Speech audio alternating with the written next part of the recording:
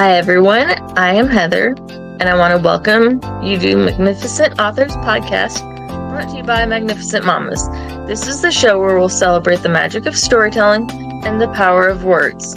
I'm your host, Heather, and each week I'll be sitting down with incredible authors from all walks of life to explore their creative journeys, uncover their writing secrets, and delve into worlds they create.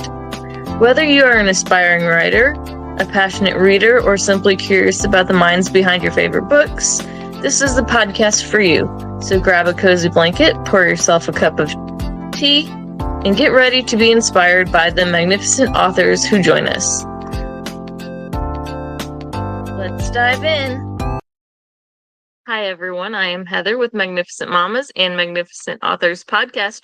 We're joined here today with author Chris Berg. Chris, would you like to introduce yourself?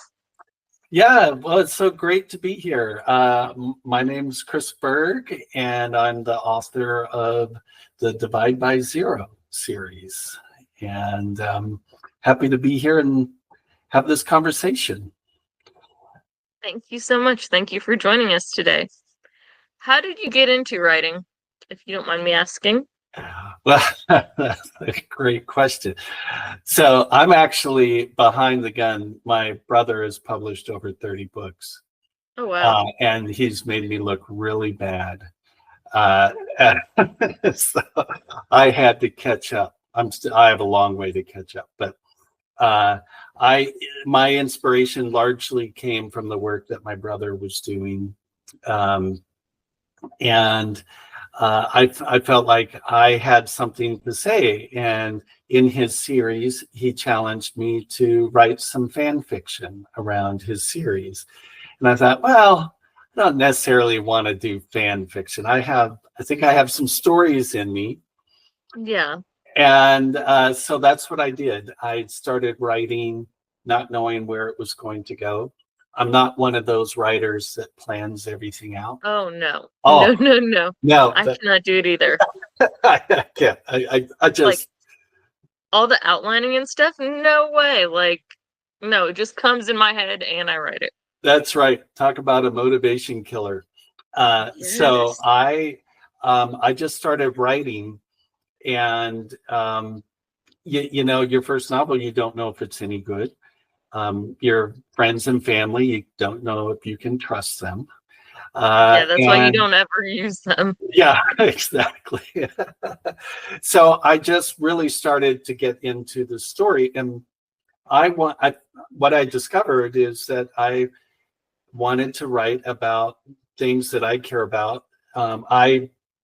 Just a little bit of backstory with Chris Berg. I have been a graduate student for many years. So I've got, master's degree and some doctoral work behind me, much of it in American religious history. Actually went to seminary. So I'm an unordained but trained Presbyterian minister, if you can say that. Or I've got the training for it. And then I did a couple of years of doctoral work. And the themes coming from my education were really around the cultural impact of technology, whether it was Darwinism in the 19th century. But there's all these cultural shifts in our world, which science fiction is really good at grabbing onto and running with it. But I think science fiction sometimes forgets things like the impact of trauma on people, or the emotional impact that these cultural changes have, which is really interesting, really gritty stuff. So I became really interested in that, especially in the case where there are characters in the novels that live a very long time. One thing we know about people is that trauma is cumulative. Yeah. You know, and trauma has a big impact on people. And I really wanted to explore that in the book, that if folks really do live for a long time, how does it affect them? And then worse, not as though we're bad enough that characters are really dealing with their own psychology, but they also have a problem of understanding or having a way to predict, thinking about prediction and the role of AI, and are things really inexorable? If we really can predict and predict over very long periods, where does that leave us? Especially if you're not certain about the future, or you believe that you might become something you don't want to become. Yeah. So I just thought that was a great theme to go after, and show some development in the characters, not just like storyline development, but folks' maturity, personal maturity. That really got me motivated to answer your question. Kind of my background, my brother. I've been writing for years, but often, religious studies, I've been writing about things that are academic. They're not nearly as fun as a story. And bottom line, how did I know it was any good? I don't want to do your job, but I'll ask the question. How did I know it was any good? It wasn't until I decided to do the audiobook for the novel, and I reached out to Kate Redding and Michael Kramer, and they agreed to do the audiobook. And it was at that time, Kate Redding, they were going to the beach, and she took my novel, and they do a lot of reading, as you can imagine. They do a lot of narration, and she came back and she said, "We'll do it." So I didn't have to rely on my friends and family.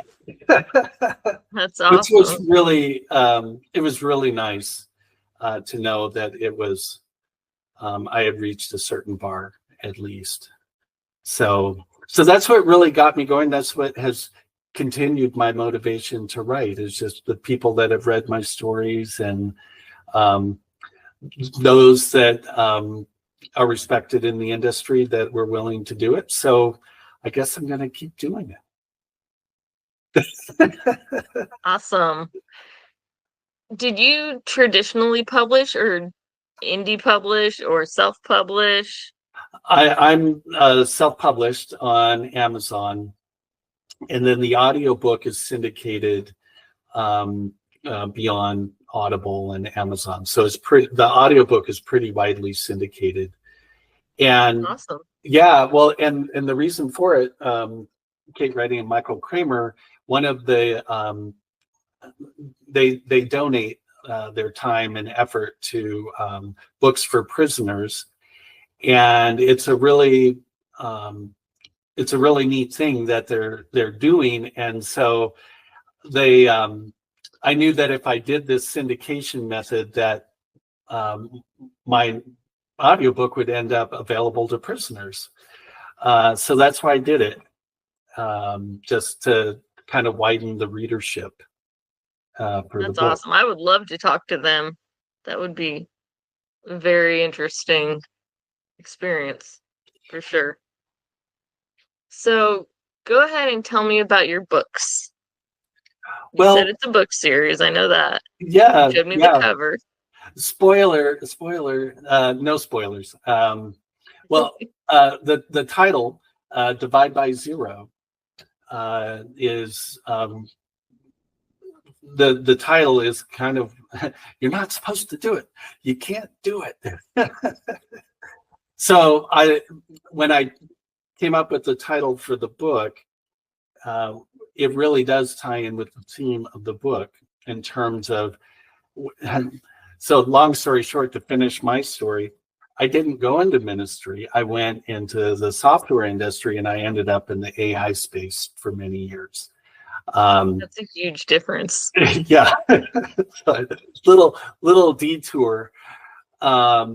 So I've been thinking about AI, believe me, for a long time, and but we never really talk about the cultural impact of the work that we do, or if we do, it's something that we talk about privately, but we don't always talk about it publicly in terms of the impact on people and communities, and And sometimes it really helps and makes a huge difference, and then sometimes it doesn't do anything. It just, automates things. Sometimes it's inert. It's not good or bad. It doesn't do anything. Sometimes people use things in a really bad way. So all those themes I thought were really interesting. And I started imagining a world where, and this is probably more true now of large language models and ChatGPT, but when we take our hand off of the AI training, what does that mean? Especially when the complexity exceeds anything that a human can understand. We can still somewhat understand it, but we're moving towards a world where no one will understand the output. No one will barely understand the inputs and all the feedback loops that will be in place.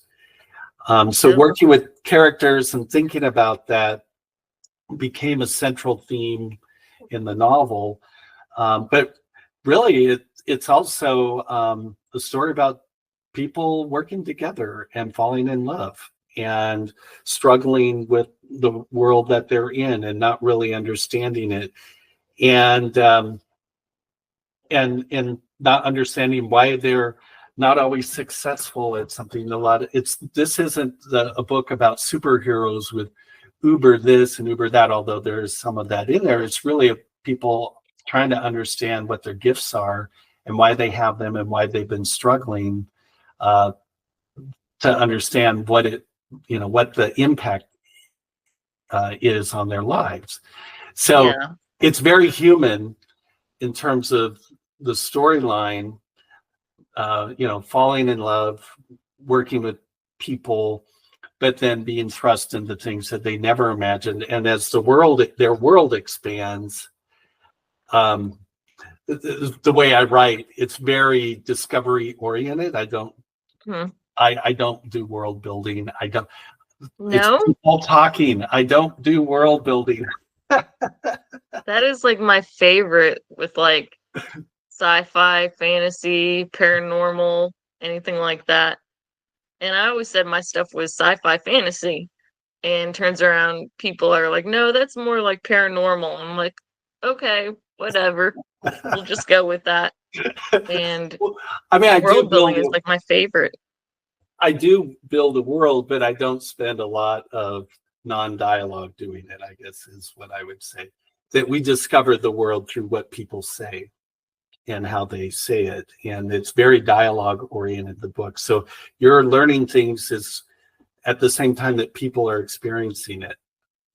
It's just the style of writing that I have. And by telling the story through dialogue, it's very efficient. I couldn't believe how quickly the story could move just by following the narrative.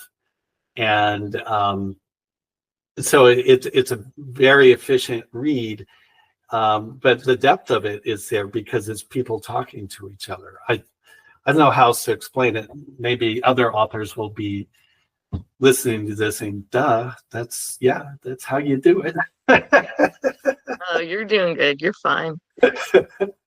Can you tell us about your main character? Yes, there's a couple of them, but I guess I'd have to say that Winston is one of the primary characters early on. And he's the mathematician. Divide by zero. There's a little bit of math in the book. Not that we do calculations, but what can be achieved with math. And he tries to solve an unsolvable problem. But he has a way of looking at the world that makes him think about things differently, which is one of the reasons why he fails sometimes at being a human, because he has a certain genetic, a genetic predisposition that helps him solve really tough problems, but he isn't always very good at being normal. And he sometimes fails with people, and he questions things that we learned in grade school. Yeah. So he ends up at Princeton in the math department and is failing because he is questioning basic mathematics, and they don't even know how they enrolled him. And so he ends up leaving his program, hoping to find something interesting, and that's where he meets his counterpart, Maria, while working on a fellowship in Edinburgh, and things kind of take off from there, both in terms of their relationship, but the problems that they're solving and the kinds of larger problems they'll discover. I don't want to give away too much, but basically Winston is... Don't do spoilers. Yeah, no spoilers. Avoid it. But Winston's pretty complicated, and so is Maria. But they managed to have, they managed to find themselves in a relationship. Strikingly, there's others that are trying to have relationships in the book, but they're failing at it. So, there's a little bit there for everyone. One of your main characters, I was going to say, if you could have one of your main characters alive in the real world and spend time with them for a day and hang out with them for a day, who would it be and what would you do? Oh, I really have no idea how to answer that question. In part, I feel like there's a little bit of me in many of the characters, and I feel like I already spent some time with them.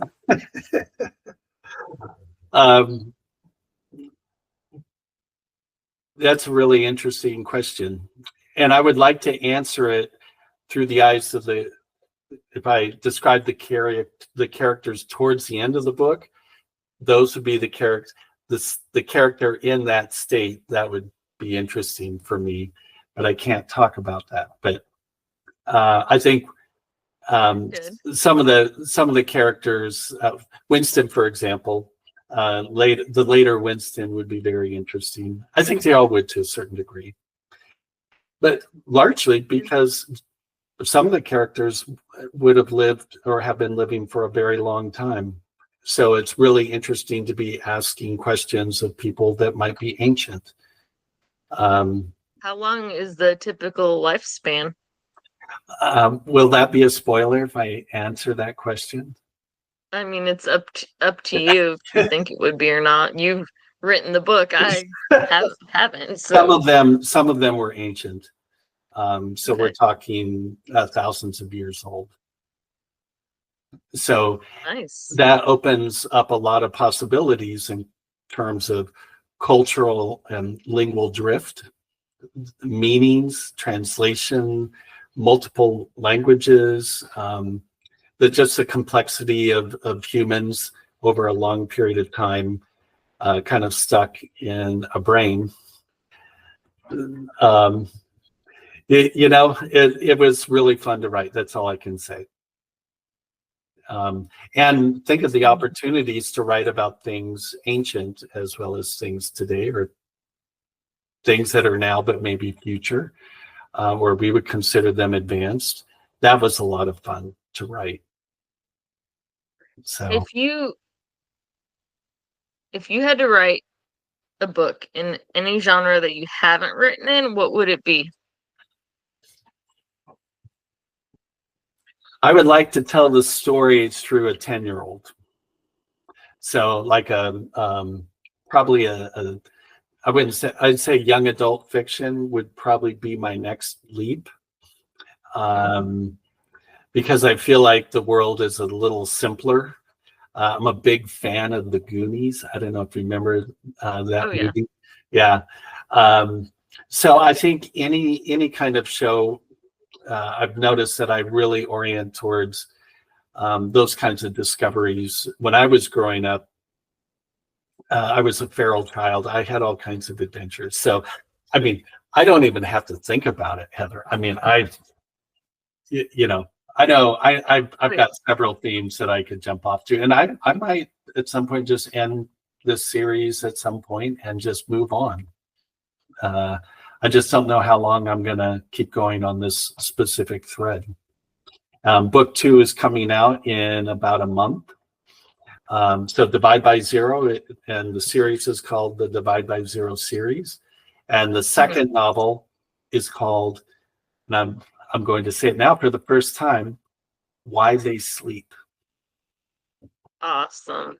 That is exciting that you're just saying the novel to us, the title and whatnot, and other people don't know it yet. So that's pretty awesome. It feels good to say. I bet. And titles are very hard.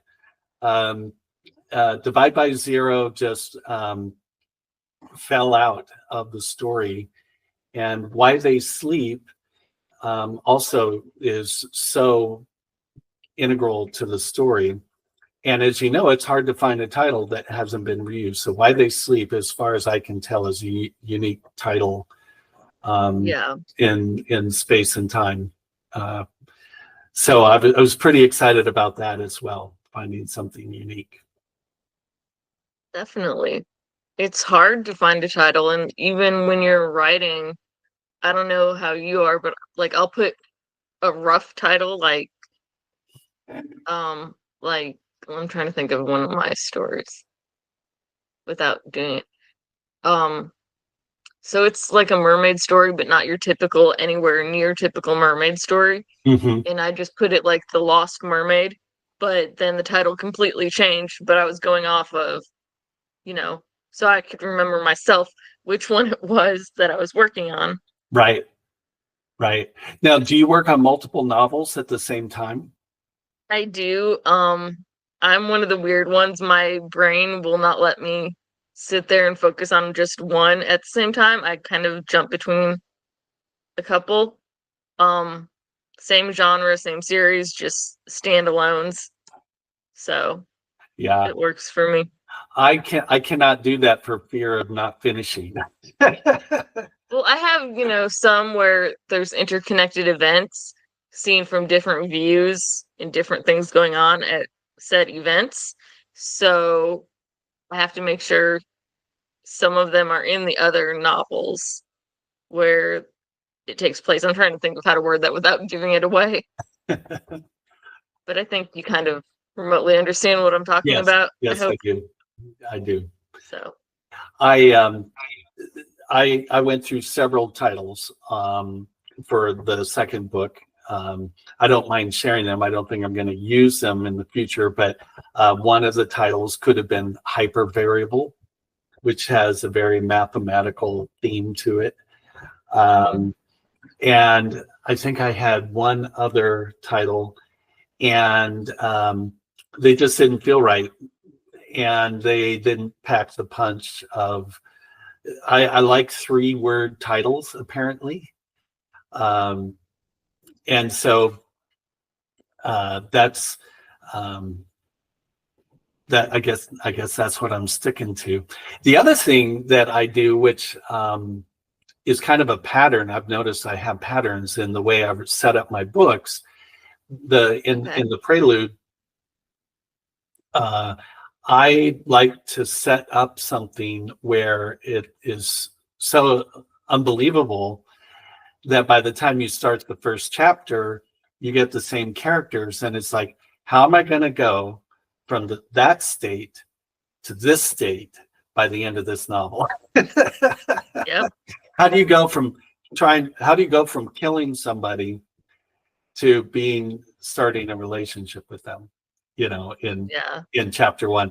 I love that, because I think it just sets up, and I'm not giving too much away because you'll see this if you go to the first 4 chapters of Divide by Zero on Amazon, for example. You'll quickly find your way and see how I'm setting these stories up. But I love doing that, and I know it's a pattern that I've been putting in my books, and I eventually find my way back to that scene. And my editor said, "Chris, you can't just copy from that and put it over here. Your readers will be disappointed." So I had to change the perspective of the character, even though I'm hitting the same part of the book that's in the, in the prelude. And I don't even know if I'm saying that correctly.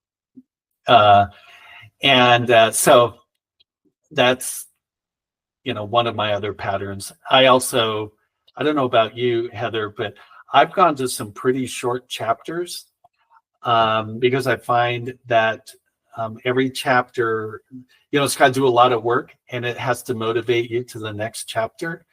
And Yep. so I go for really short, punchy chapters. I don't. What's your practice?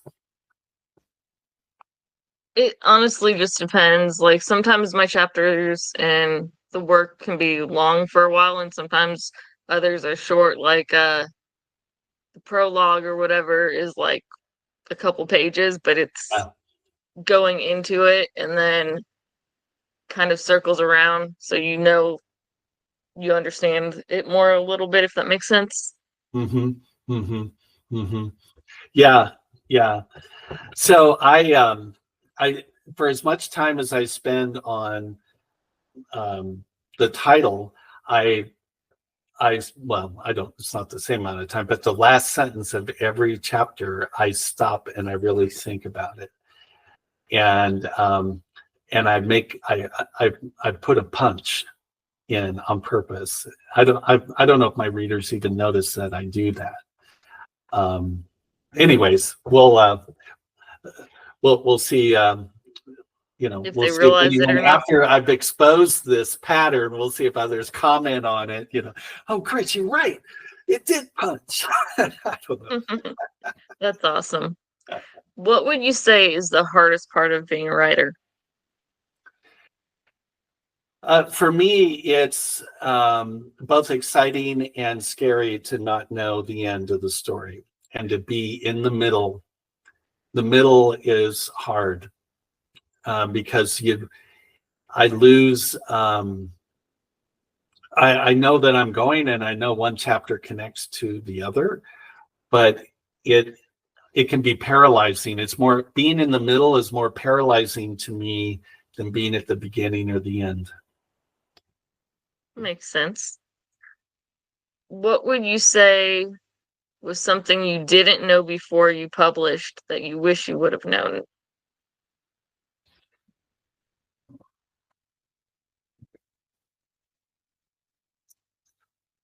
Well, I think I'm still learning how to write, and I don't think it's possible for me to have known how to write beforehand. I'm not like a dog with instincts. Yeah. So I think just doing it more and understanding, discovering that the pattern of language and the things that I see after it's like my horizon keeps changing between each book. Yeah. And my empathy for readers is improving. Even, I don't know if I'll ever be done. I don't think, I listened to Rod Sterling talking about writing, and everything he's saying is ringing true to me. I just don't smoke the cigarette, But if you ever get a chance to go back and listen to some classic interviews of Rod Sterling on YouTube, fascinating questions he answers about the process of writing, the fears, the anguish. Very inspiring. To do that for sure. Very inspiring. So, but I'm just excited to be here, and I'm excited to talk with you. And I feel like now I should be interviewing you about your writing process. Oh, no. This is all about you and your books and your writing. I do have to get ready to wrap up. Time goes by really fast. Okay. But is there anything special you want to share? Anything going on, upcoming? Obviously, you have your launch coming up for your book. Yeah. Yeah, I think there may be some more online events that I'll be talking about. I'll probably have them on YouTube as well as with this video. I've got a couple of friends that have agreed to do a book review in video and more of a dialogue like this, but sometimes I do like some spoilers in there because then I can go deep. But now that Divide by Zero has been out for a while, I don't mind dropping a few more spoilers Yeah. about it. And that's it. And, check out Divide by Zero and the audiobook. Kate Redding, Michael Kramer did a wonderful job. They both read in the first audiobook. It gave me goosebumps. It was just amazing. So I hope folks enjoy it.